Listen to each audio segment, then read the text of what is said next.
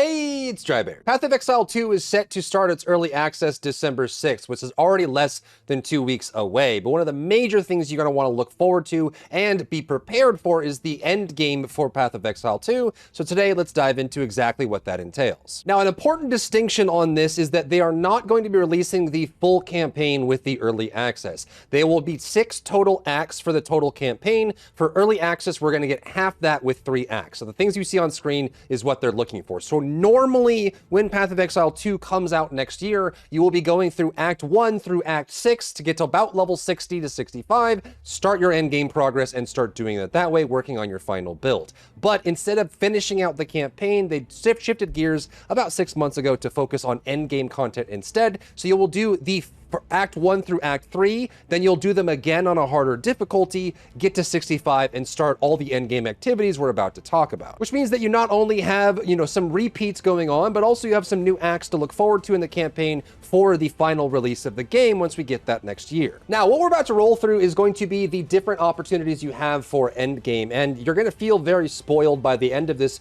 because realistically, the amount of content that we have for endgame, not only within each endgame activity, how the activities interlock together to make new activities, and how customizable they are depending on how you want to play, is honestly, for a free game, a little unethical. This is ridiculous amounts of content. But your primary focus for endgame is going to be these 7 activities: Ritual, Breach, Delirium, Expedition, your Ascension Trials, Trial of the Sekhmet, and Trial of the Chaos God. These are the trials that you'll use to unlock your Ascendancy class when you're going through the story, but they do turn into a roguelike, evolving style gameplay content at the end of the game that you'll be playing around with as well as the final endgame variant, the Burning Monolith, where the ultimate pinnacle boss will be found, which is going to be the hardest boss, one of the hardest bosses in the game. On top of that, for each of the other 6 activities, we have a pinnacle boss for the Burning Monolith.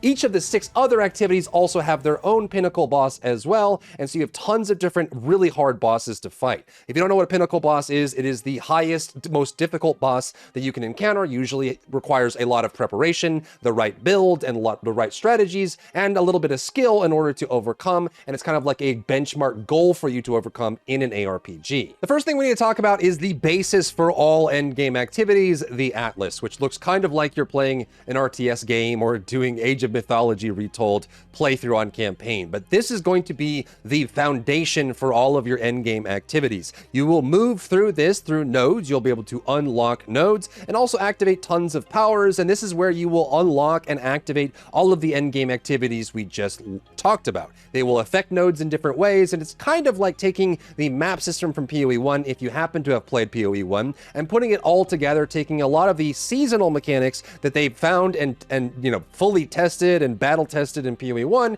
and turning them into permanent mechanics for the end game. Inside of the Atlas, you will find waystones that you can place inside of these. This is where you'll find the end game boss as well, and you'll move through this infinitely scaling, infinitely extending area with tons of different activities that can mix together. And also you can make the activities that you're doing harder by adding modifiers that might increase difficulty, but also increase the amount of loot or XP that you get from doing that activity, as well as tons of random encounters, random procs. You can find random NPCs with special quests. They might just flat out give you items. And so this is going to be a sprawling, heavily engaging, long-term engagement with this kind of thing. You'll get to the Atlas and you'll just start exploring to your heart's content. Now, outside of the core endgame activities, just part of the Atlas itself, there's tons of sprawling maps. Early access is going to launch with 400 different unique enemy types, as well as 100 different bosses to encounter in various ways. You have things like these locked coffers that will have their own affixes on them. You can modify them with the currency items to make them stronger and give you more loot, but also more dangerous at the same time. You'll find unique encounters like crystallized enemies, random elites,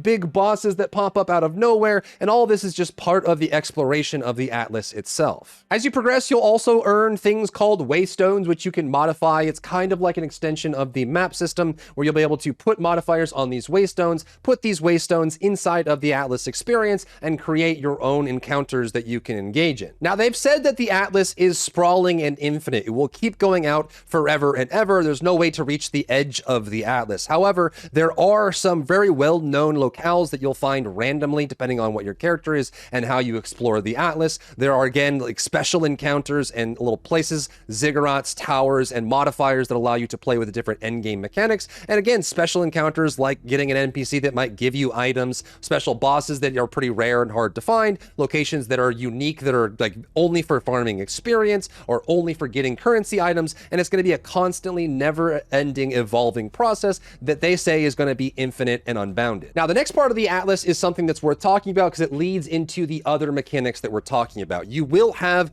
an Atlas skill tree, which you'll be able to work your way through as you progress through the Atlas, unlocking talents, unlocking abilities, unlocking nodes, getting your character stronger and stronger. But you'll notice outside of that Atlas tree, there are small trees outside of it. So you have an Atlas skill tree, and then you're going to have a skill tree for each of the endgame activities that we already talked about, which is a perfect segue into the other endgame activities that will build on top of the Atlas that are worth talking about. The first four, Ritual, Breach, Delirium, and Expedition, are things that you will encounter throughout your exploration of the Atlas, and the last one is something you'll find at the very end of the Atlas randomly that houses the full pinnacle boss, the Burning Monolith. The two trials are your Ascendancy trials, which are roguelike game modes that will scale and play infinitely as part of your endgame. But let's talk about the items that are on the Atlas as part of the Atlas that you need to know about. Starting with the top of the list, which is Breach. You'll see these purple hands on your Atlas, and this will trigger breaches to appear all over the map. You'll activate these clasping hands, which will open a portal to another world where demons reside, and this is essentially a King of the Hill time attack type mode. These can exist in all of your normal Atlas encounters all over the place, and you can actually make these happen more often. But your goal is, as this ring spreads out, you'll be able to destroy more and more of these demons, get more and more loot, and there's also unique items that drop inside of these breaches as well. This is actually a seasonal mechanic that existed in Path of Exile 1, which they tested a bunch, they improved and they vetted, and they're bringing it and keeping it as a permanent endgame activity in Path of Exile 2. So you'll activate the breach, it'll spread out, monsters will spawn, you want to kill as many as you can in order to get the loot from them, and then it'll collapse and the breach will be over. Now, inside the breaches, you'll get a couple of unique items. One of them allows you to increase the amount of breaches that appear on your Atlas. So you'll go to these lost towers, put the breach item in, and it'll cause more breaches to appear all around the nodes that are near that lost tower, which means that if you need some specific items from breach activity specifically, or you just like breaches, you can cause more breaches to fill your endgame Atlas exploration for whatever it is you're looking to accomplish. On top of that, they also will drop rings and amulets that are unique to breaches, which might be good for your build that you're looking for, and also have some specific modifiers and currency items you might need to make your character in a specific way. You'll be getting catalyst, breach rings, and amulets that you can use that have special powers from this activity specifically, so it's going to be relevant and important for certain builds to get to breaches and complete them regularly, or again, you might just want to have them as part of your rotation if you enjoy doing them. So you'll be using these artifacts and items to modify your Atlas map, and then being able to do these during the experience to get more loot. And of course, the nodes themselves will have their own modifiers on top of them based on where you are in the Atlas, so those two can interact in very interesting ways as well. So these catalysts will allow you to make modifications to amulets or rings, so jewelry specifically is going to be modified by the activity of doing breaches, and there will be breach ring specific items that have specific bonuses and benefits that you might need for your build to customize it. They also have the pinnacle boss for the breach activity, so you'll eventually work your way towards the final pinnacle boss of breach specifically. They even mentioned this on their dev reveal that this boss for breach is one of the hardest they've ever made. So this one will probably be a very fun one to tackle and will test your build very dramatically. You'll get to this final breach at the very end with some process they haven't revealed yet, and once you get there, you'll be able to fight your way to the pinnacle boss of breach. And again, as part of the Atlas skill tree, there will be a separate breach tree on that overall skill tree showing that you'll be able to earn breach points from and upgrade to increase your endgame customization outside of just your character build, but also the overall endgame build as well. The next endgame activity we're talking about is going to be Ritual, and just like Breach, it will exist as part of the Atlas system. It has its own pinnacle boss, and it also has its own endgame Atlas skill tree, the Ritual skill tree. This will happen as part of normal Atlas progression. You'll see this goat symbol little ritual icon appear on the nodes you're going through, and then you'll have this ritual appear. And as the name suggests, it is a ritual. You will walk up to it, activate the ritual, and then it'll get dark, and then these mobs and waves of blood and things will happen. This one is a true King of the Hill. It's like a survive for the entirety of the ritual, and you will be okay. It's very localized and very more challenging for squishy characters to be able to survive in this process, but you will be able to attribute favors or tributes to the ritual itself to modify it, to change it, to get better rewards, but also to make it harder for yourself. And so unlike the Breach where it's sprawling out, it's more about how fast you kill. The ritual itself is more about being survivable enough to stand in one locked area and not die, as well as being able to survive the full length of the ritual itself. And just like with Breach, you're gonna get your special items that come from the ritual that you can't get anywhere else, which is going to be these omens, which they're calling a crafting combination. You can basically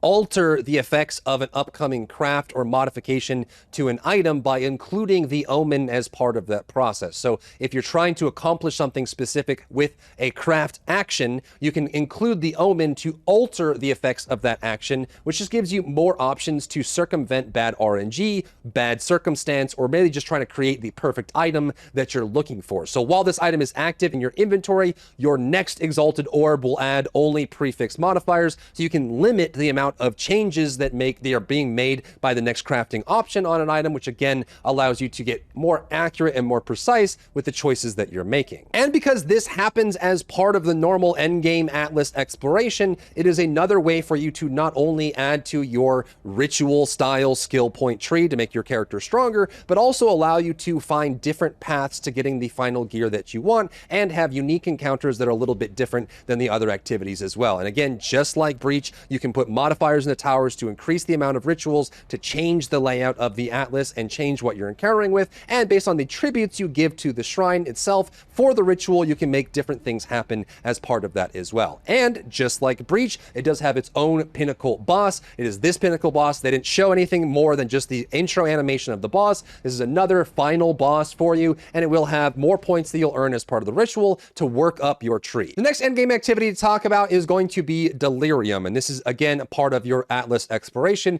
another activity you'll encounter with special drops, special items, and more customization options. Delirium brings a little bit more choice to how you engage with these encounters. The idea for Delirium is that you will enter this space, and the longer you stay in the space, and is, forever, how far into the space you go. So the more you go into it, the longer you stay, the more and more dangerous it becomes. So it's kind of like this risk reward of diving into the Delirium area and trying to get as much out of it as you can without overstaying your welcome and getting burned through that. It is essentially a wave-based King of the Hill style encounter. So you're going through these waves over and over, and you'll get some special drops called Instilled Emotions that you can use to modify your amulet to unlock some unique powers. So you will want to be doing the Delirium as part of your end game process. So you'll open the Distilled Emotions and grab your amulet and put it in, and based on which one you use and how you put them together, you'll unlock special passive points and other effects on your amulet that you normally wouldn't be able to have, which gives you even more power options to scale up your character. And it's another great way for you to test out your build with a lot more sprawling space. If Ritual was the stand-in fight area and Breach was a short time limit, Delirium is a little bit more spread out and more about working your way through the darkness and spreading out that way, so which gives you a lot more flexibility in how you play with those characters. Again, it does have a final area, it does have a pinnacle boss, so you'll have that final way to work your way towards the end of Delirium and find the pinnacle of that and defeat it in order to make your character even more accomplished by going through that process. And again, doing Delirium enough through the maps, you will eventually be able to unlock your Delirium points for your Delirium passive tree on your Atlas, which will give you more power. Last of the first four is Expedition, which again is another way that you can interact with the Atlas map. And if you think about the Atlas map itself with the sprawling nodes and random encounters, on top of rituals, breaches, and Delirium portals appearing regularly, you will also have Expedition, which is kind of like a fresh take on the others, where most of them are very, combat focused. There is still combat in Expedition, but it's got a little bit more of your brain going. Think of Expedition as archaeology. You're basically unearthing artifacts and relics. You'll have these explorers that you'll work with regularly, and when you come across Expedition, you'll have these different areas full of buried treasure. You'll make decisions on how you want to path your way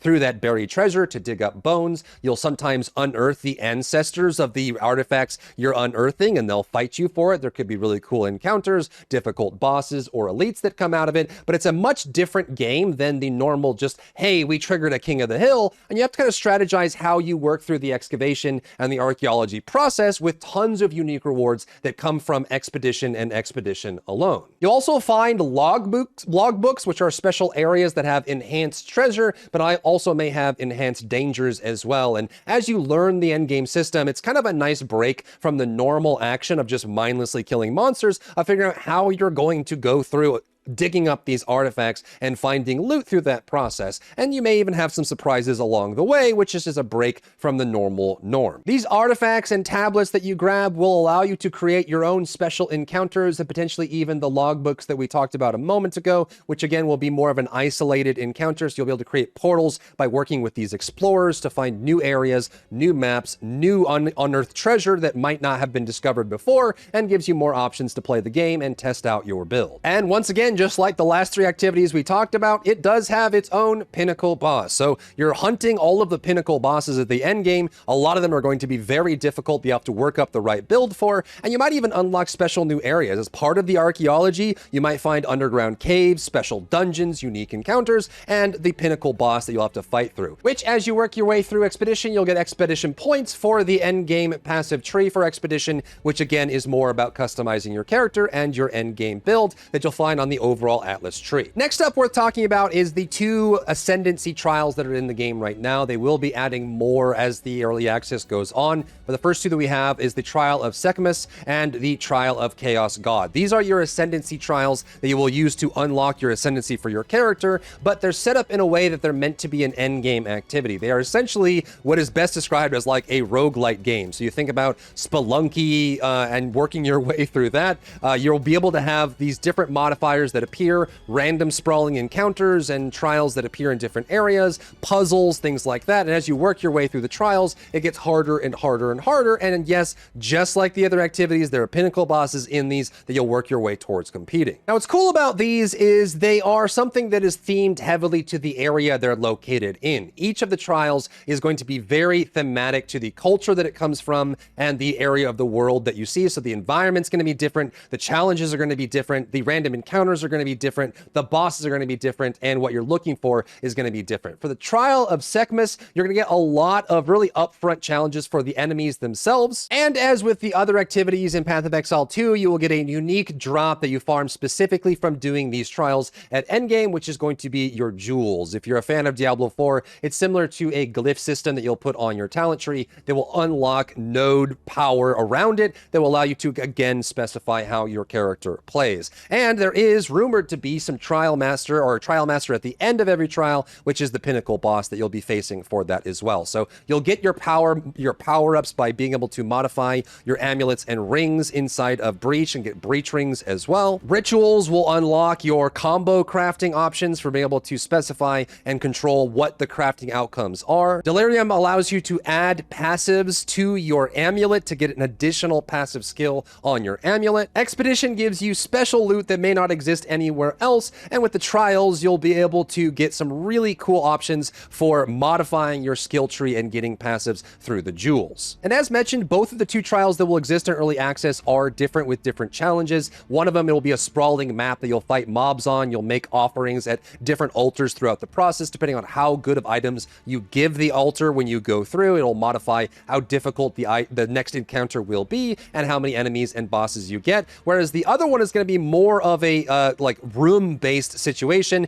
You might have payload activities to push through, different bosses that will pop up and drop down through elevators and things like that. And you'll be collecting your jewels and just kind of experiencing the overall roguelike aspect of these trials that are constantly changing. On top of getting jewels from the 2 trials, they have also mentioned that we'll be getting Val orbs for corrupted items from these as well. So you'll be able to get these Val orbs, which will lock the modification of an item, but give it some crazy power boost or brick it entirely. So So this is going to be the final process, the final step in modifying your item to make it better. But once you corrupt it, it could be stronger than it ever would be without the corruption. So this is going to be another step in being able to customize what kind of gear you want. Which you're going to want because there's a wide range of things you can get from a corrupted item, like increasing the max amount of sockets that exist on an item that normally would be available, and a bunch of stat options and stat ranges too. Lastly, it's worth talking about the Burning Monolith, which is going to be the final endpoint of the Atlas. You will find this randomly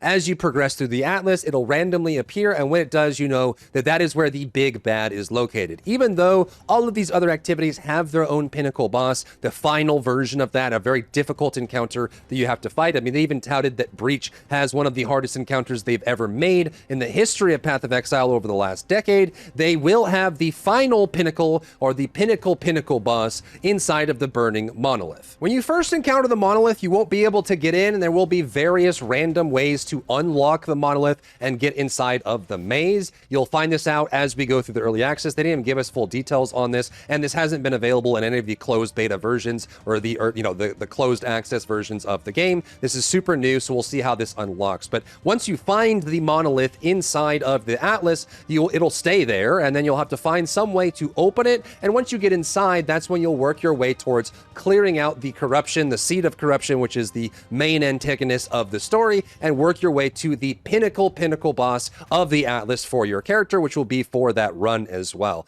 There will be some modifiers that play along with this, but this is going to be your ultimate goal of working through it. Supposedly, there's a series of bosses. If you've ever played the Hitman Freelancer mode, where you have to fight a whole bunch of like kingpins of different syndicates, and when you encounter a kingpin, if you die against that kingpin, they flee, and you have to go find them again. That mechanic is making its way into the Monolith. So essentially, you'll have these series of boss fights that you have to work your way through in the Monolith, and if you fail against them, you have to start over or reset or relocate them. So once you've made it to this point and you've gone through all of the Atlas and maxed out your character in a lot of ways, this is going to be the ultimate challenge to make sure that you are ready to go and your build is built to last for the season that you're running in early access and beyond. And just like Ritual, Breach, Delirium, and Expedition, you will have a specific Atlas skill tree that you will unlock by completing the Monolith to get even more power for your character. So when it's all said and done, the options and choices before you are astronomical, and honestly, it's kind of strange to feel like this is a free-to-play game